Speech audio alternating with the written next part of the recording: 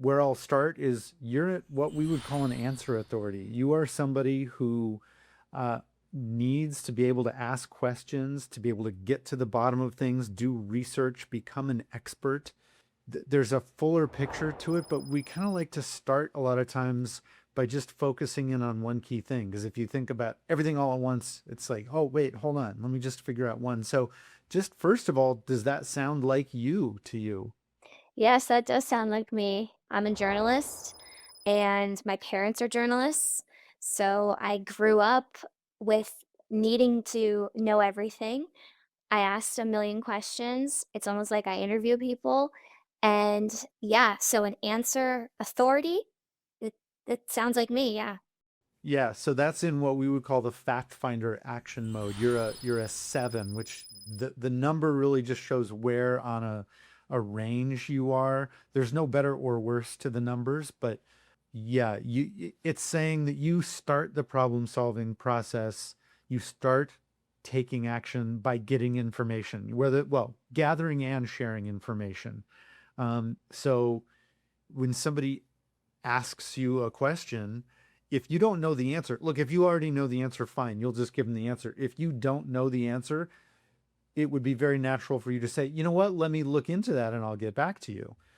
What would put you under some stress is if they ask you a question and you don't know the answer yet, and you say, oh, well, let me look at it and get back to you and say, no, no, no, no, you need to tell me right now. And like, oh my gosh, that's not, you're not a just guess. You are a, I need to know the answer. Does that bring up any questions that you want to ask? Not questions, just more anecdotally. Both of my dad was a sports editor and director for just recently retired, but for like 35 years. And my mom was a features reporter as well. So very different styles. And then I went into TV producing, which is super analytical, but and research based, but also storytelling based as well in terms of how you're piecing together the stories that you're telling in the newscast.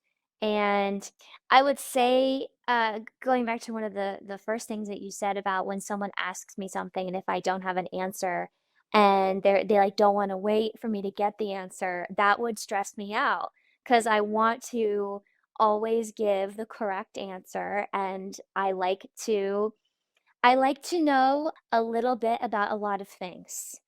I like to be kind of well-rounded and have little facts and details about a lot of different things. So I think that probably relates a lot to journalism, and then also just being growing up in that way in my family as well.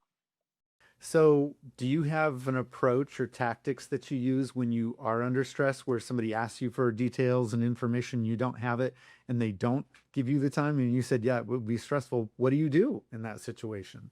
Oh, it's a really good question.